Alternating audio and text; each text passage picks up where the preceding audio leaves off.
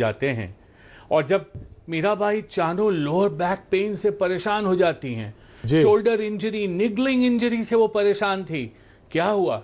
उसको वो चीज मिली जिसकी जरूरत थी। एक ऐसे फिजियोथेरेपिस्ट डॉक्टर मिले जो खुद वेट लिफ्टर थे, उन्होंने उसका इलाज हुआ, अमेरिका में इलाज हुआ, सर्वश्रेष्ठ इलाज हुआ, उसकी ट्रेनिंग देख रेख में हुई एक्सपर्ट्स की।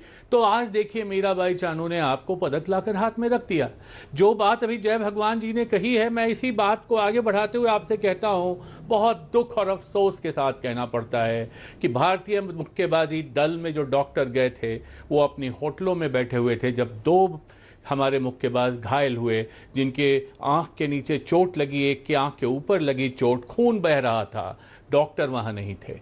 क्यों नहीं थे? क्योंकि उनके पास वो एक्रेडिटेशन नहीं था कि वो रिंग के पास जा सकें। जो प्राथमिकता सूची बनी थी उसमें उनका नाम सबसे नीचे था।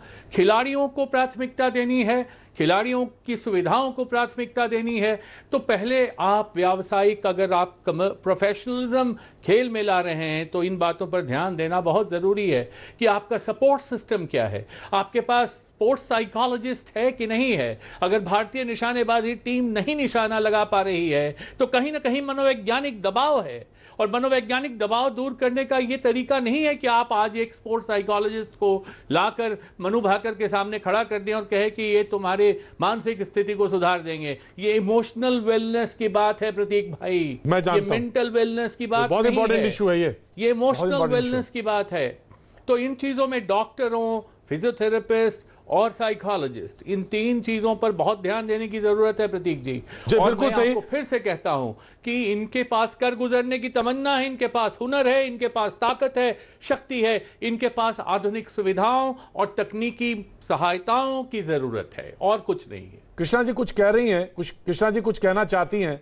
जी प्रतीक जी, मैं क्योंकि जब ओलंपिक के नजदीक आते हैं या ओलंपिक ईयर्स रहता है, जब हमारे एथलीट पार्टिसिपेट कर रहे होते हैं, तब हम सिर्फ टीवी डिबेट्स पे ये रहते हैं कि क्या होना बिल्कुल चाहिए। मानता हूं। और इस बीते 4 सालों में हम कुछ नहीं करते हैं। और जहां तक कृष्णा जी, मैं आपको एक बात बताता हूं। कृष्णा जी, मैं अपनी भी एक व्यथा बता देता हूं। मैं तो फुटपाथों पे शहरों में देश भर में घूमता हूं, वहां शो करता हूं, और कोरोना की वजह से स्टूडियोज में मौजूद हूं जहां से शो कर रहा हूं।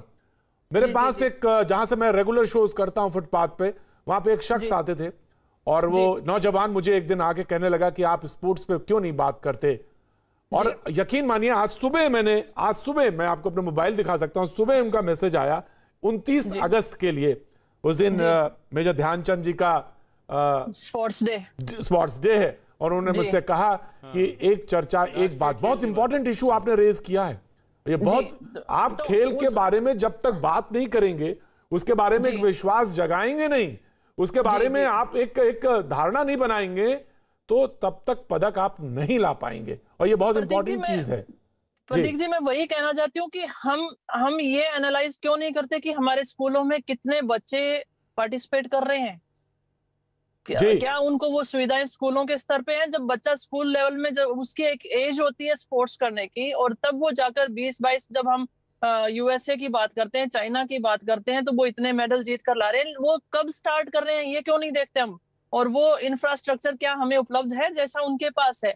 मीराबाई चानू जी का जिक्र किया कि उनको अच्छे डॉक्टर से रिहैब मिला, उनको अच्छा ट्रीटमेंट मिला। मैं इस चीज का रिगार्ड करती हूँ कि एक ओलंपिक मेडलिस्ट जो हमारे लिए ओलंपिक मेडल ला सकता था, उसे तैयार किया और वो मेडल जीत कर लाया। लेकिन कितने एथलीट को मिल पाता है और किस समय मिल पाता है वो देखिए ना। जब वो ओलंपिक के लिए क्वालिफाई कर गई तो उसके बाद वो फैसिलिटी उसे मिल रही है। उससे पहले हमें उन एथलीटों तक वो फैसिलिटीज हमें देनी होंगी। एक कंपलसरी सब्जेक्ट के रूप में हमें फिजिकल एजुकेशन को, स्पोर्ट्स को स्कूलों में लाना पड़ेगा। और बिल्कुल मैं अपने साथी खिलाड़ी जय भगवान की बात से सहमत हूँ, क्योंकि जब भी कभी स्पोर्ट्स की बात आती थी तो फूड सप्लीमेंट की बात आती है तो इंडिया में समझने लग जाते हैं कि एथलीट ड्रग्स के बारे में बात कर रहा है। नहीं, हमें जागरूकता लानी होगी। हमें फूड सप्लीमेंट की जरूरत है, रिकवरी एक्सपर्ट की जरूरत है, फिजियोथेरेपिस्ट की जरूरत है। और हाल ही में आपने देखा कि यूएसए की एक जिम्नास्ट ने ओलंपिक से हटने का निर्णय लिया कि वो उनको मानसिक तौर पे पीड़ा थी। जी।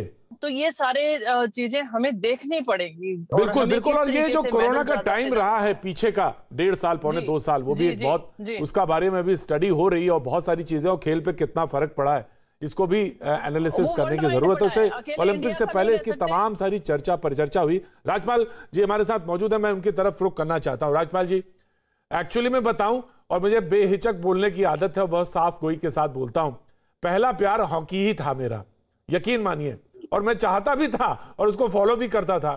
लेकिन क्या हुआ, क्यों फिसली, कहां से फिसल गई चीज नहीं समझ में आई। लेकिन उम्मीद कर सकते हैं इस बार कि जहां पर हम खड़े हैं इस बार पदक स्ट्राइक कर सकते हैं। और जैसा लोग जिस मतलब चर्चा भी है और जैसा मैंने देखा भी गेम थोड़ा बहुत कि नहीं पूरा नहीं फॉलो कर पाया, टीम कॉम्बिनेशन के साथ खेल रही है और सही जगह से कोई ऐसी चीज जिसमें लगता है कि अब परिवर्तन या उसको देखे जाने की चीज जरूरत है या कहीं चेंज की जरूरत है, ऐसा लग रहा है कि एज अ टेक्निकल एक्सपर्ट आपको लगता है?